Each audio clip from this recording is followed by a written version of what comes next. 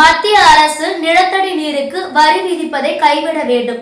அவ்வாறு கைவிடாவிட்டால் தமிழகம் முழுவதும் எதிர்ப்பு போராட்டங்கள் நடத்தப்படும் என திருச்சியில் தமிழ்நாடு விவசாயிகள் சங்கம் மாநில செயலாளர் மாசிலாமணி செய்தியாளர்களுக்கு பேட்டியளித்துள்ளார். தமிழ்நாடு விவசாயிகள் சங்கத்தின் மாநில குழு கூட்டம் திருச்சியில் இந்திய கம்யூனிஸ்ட் கட்சி அலுவலகத்தில் மாநில தலைவர் குணசேகரன் தலைமையில் மாநில செயலாளர் மாசிலாமணி முன்னிலையில் இன்று நடைபெற்றது.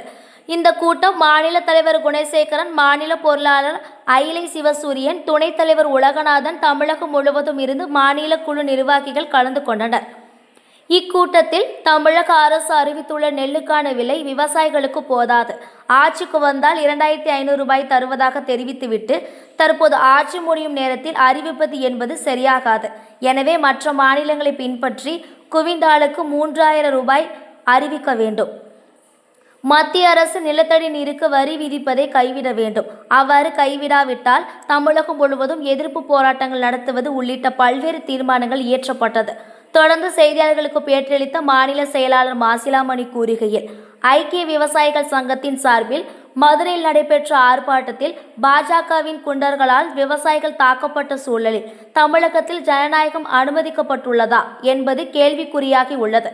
இது தொடர்பாக அரசு உடனடியாக நடவடிக்கை எடுக்க வேண்டும். சாகுபடி பணிகள் தொடங்கியுள்ள நிலையில் கூட்டுறவு வங்கியில் விவசாயிகள் கடன் பெறுவதிலும் பயிர் காப்பீடு செய்வதிலும் நிலவும் பல்வேறு குளறுபடிகள் மற்றும் முட்டுக்கட்டையால் டெல்டா விவசாயிகள் பாதிக்கப்படுவதால் தமிழக அரசு உடனே இதனை சீர் செய்ய வேண்டும்.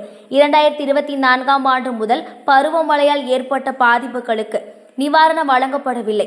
அதேபோன்று மத்திய அரசால் வழங்கப்பட்ட காப்பீட்டுத் தொகை விவசாயிகளுக்கு வழங்கப்படவில்லை. இதனால் காப்பீட்டு திட்டத்தை அரசு ஏற்று நடத்த வேண்டும். விவசாயிகளுக்கு கடன் உதவி வழங்க அரசு நடவடிக்கை எடுக்க வேண்டும். காட்டுப்பன்றிகளின் புகலிடமாக உள்ள காட்டுக்கரு மற்றும் யூக்கலிப்டஸ் மரங்களை அழிக்க வேண்டும். மத்திய அரசு அறிவித்து விவசாயிகளுக்கான அடையாள அட்டை வழங்கும் திட்டத்தை செயல்படுத்த தமிழக அரசு தடுமாறி வருகிறது. இதனால் விவசாயிகள் கடனுதவி மற்றும் காப்பீடு பெறுவதில் சிரமம் அடைவதாகவும் விதிமுறைகளை தளர்த்திட வேண்டும்.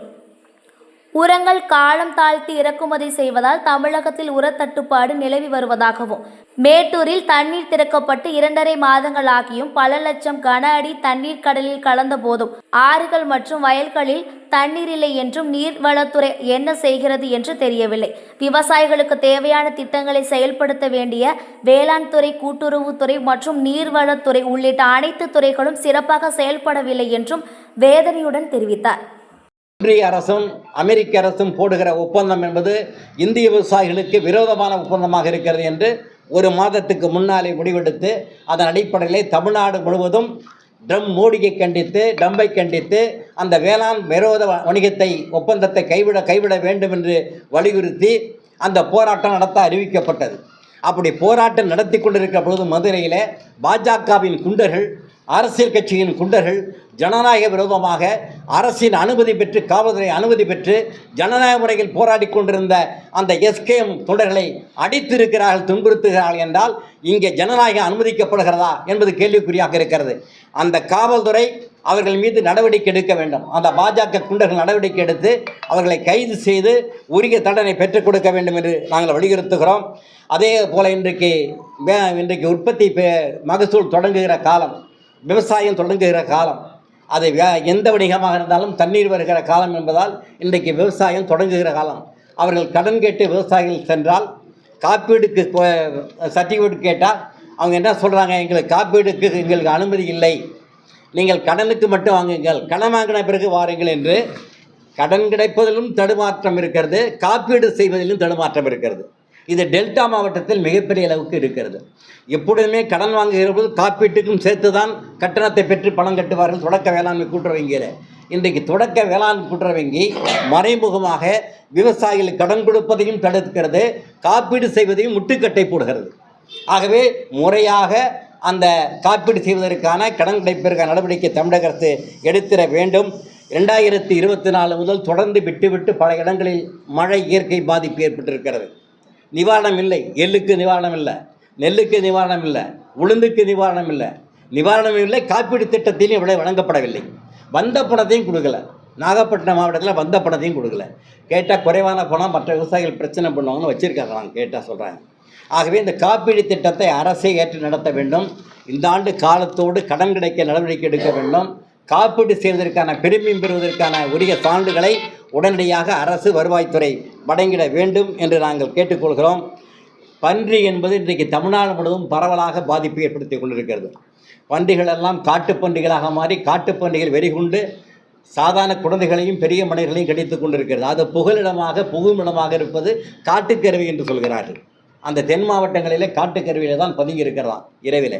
ஆகவே இன்றைக்கு இந்த சமவெளி பகுதியில் இந்த பன்றிகள் இன்றைக்கு நாசமாகிக் கொண்டிருக்கிறது. ஆகவே காட்டுப்பன்றிகளை தடுப்பதற்கான நடவடிக்கை எடுக்க வேண்டும்.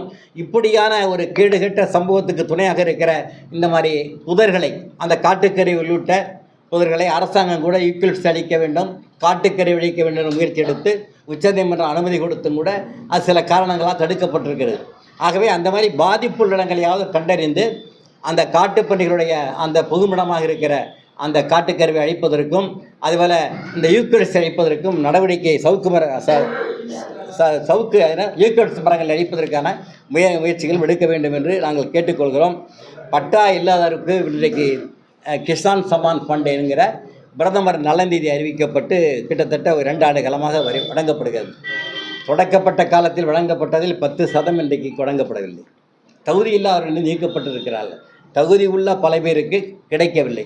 குறிப்பாக நிலம் அவர்கள் பேரில் இருக்க வேண்டும். பட்டா அவர்கள் பேரில் இருப்பது மட்டுமல்ல, அவர்கள் வேறு எந்த வருமானம் பெறக்கூடாது.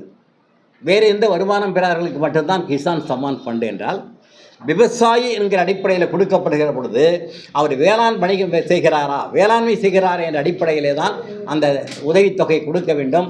இதற்கு கட்டுப்பாடுகள் விதிக்கக்கூடாது. இதை தொடர்ந்து நாங்கள் போராடி கொண்டிருக்கிறோம்.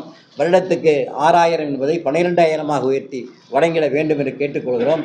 அதேபோல் விவசாயிகளுக்கு அடையாள அட்டை, இந்த அடையாள அட்டை பிரச்சனையில் தான் இன்றைக்கு தமிழ்நாடு அரசு தடுமாறி கொண்டிருப்பதால் நாங்கள் கருதுகிறோம். அடையாள அட்டை பெற முடியாதவர்களுக்கு கடன் கிடைக்காது, காப்பீடு செய்ய முடியாது என்ற சூழ்நிலை வருகிறது. விவசாயிகள் அடையாள அட்டை என்பது மத்திய அரசு அறிவித்திருக்கிற ஒரு திட்டம். தமிழ்நாடு அரசு அதை நிறைவேற்றுகிறது. யார் அடையாள அட்டை பதிவு செய்யப்படுகிறது இல்லை, எவர் பேரில் பட்டா இருக்கிறதோ அவர் பேர் உள்ளவர் தான் பதிவு செய்ய முடியும்.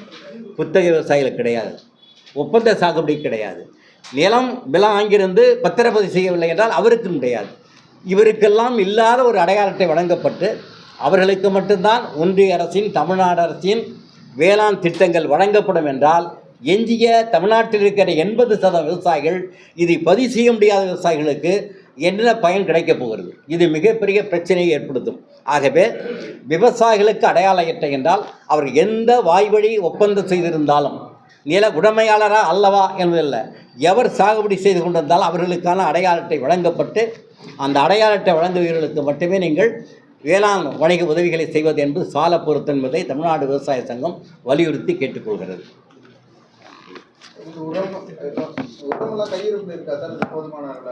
உரம் தட்டுப்பாடாக இருப்பதாக சொல்லப்படுகிறது.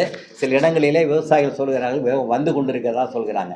ஏன்னா விவசாய இறக்குமதி என்பது காலந்தாழ்ந்து இறக்குமதி செய்வதாகவும் காலத்தோடு செய்யவில்லை என்ற ஒரு தகவல் வருகிறது, அதிகாரப்பூர்வப்பட்ட தகவல்.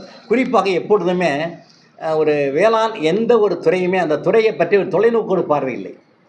தண்ணி திறந்து இந்த மேட்டூர் விலை தண்ணி திறம்ப இருக்கிறது, ஆற்றுக்கு தண்ணி இல்லை, வயலில் தண்ணி இல்லை. இது என்ன முறது? நீராதாரம் என்ன செய்து கொண்டிருக்கிறது? அதற்கான பொறுப்பு வகிக்கிற அமைச்சர் என்ன செய்து கொண்டிருக்கிறார்? மேட்டூர் நிலையில் தண்ணீர் வழிந்து கடலுக்கு போகிறது கொள்ளின வழியாக. ஆனால் பக்கத்தில் இருக்கிற யாமதுக்கு தண்ணி இல்லை என்று சொல்கிறார்கள். டெல்டா மாவட்டத்துக்கு மட்டுமல்ல, தமிழ்நாடு போதும் உரம் போதுமான அளவுக்கு கையிருப்பு வைத்திருக்கலாம், ஆர்டர் செய்துவிட்டோம் என்று சொல்கிறார்கள். உரம் இல்லை என்று தட்டுப்பாடு என்று விவசாயிகள் பூக்கள் இடுகிறார்கள். குறிப்பிட்ட காலத்திலே சாகுபடிக்கு உரம் போடவில்லை என்றால் பின்னால் உரம் போட்டு எந்த பயனும் கிடையாது. கடன் கிடைப்பது காலத்தில் கொடுப்பது கிடையாது. இந்த துறைகள் எல்லாம் சரியாக செயல்படவில்லையோ என்ற அச்சம் எங்களுக்கு கொண்டுகிறது. அது கூட்டுறவுத்துறையாக இருக்கலாம், வணிகத்துறையாக இருக்கலாம், அல்லது வருவாய்த்துறையாக இருக்கலாம். இவைகளெல்லாம் தொலைநோக்கு பார்வையோடு திட்டமிட்டு விவசாயிகளுக்கு செயல்படுவதாக தெரியவில்லை என்பதுதான் கிடைக்கிறது. தமிழக அரசு அறிவித்த 2025 பட்ஜெட் கூடுதலாக விவசாயிகள் அறிவித்த திட்டங்கள்லாம் விவசாயிகள் அறிவித்ததா சேர்ந்திருக்காது? என்னென்ன திட்டங்கள் நிறைய அறிவித்திருக்க. தமிழ்நாடு அரசை பொறுத்தளவு வேளாண்மைக்கு நிறைய திட்டங்கள் அறிவித்திருக்கிறார்கள். அறிவிப்பு என்பதும் அரசின் திட்டங்கள் என்பதும் மிகப்பெரிய பாராட்டக்கூடியது. ஆனால் இம்ப்ளிமெண்ட் செய்கிற அமலாக்கிற அதிகாரிகிட்ட இருக்கிற வணக்கம் தான் இது என்பது இருக்கிறது. சிறுதானியத்துக்கு மானாவாரி புஞ்சை பயிருக்கு 50 கோடி ரூபாய் ஒதுக்கீடு செய்து திட்டங்களை அறிவித்தார்கள். தருமபுரி சிறப்பு மாவட்டமாக அறிவித்தார்கள். அதெல்லாம் பாராட்டக்கூடியது. ஆனால் அதிகாரிகள் அதை புரிந்து கொண்டு செயலாற்றுகிறார் என்பதுதான் சிரமமாக இருக்கிறது. சொல்லிட்டு தீர்மானம் நிறைவேற்றிருக்கீங்க, அது காலக்கெடு வச்சிருக்கீங்களா? இதுக்குள்ள நிறைவேற்றக்கூடிய வேண்டிய அடுத்த நடவடிக்கை என்ன? காலக்கெடு இல்லை, ஏன்னா அந்த காலக்கெடு நிர்ணயிக்கிற அளவுக்கு பருவம் இல்லை.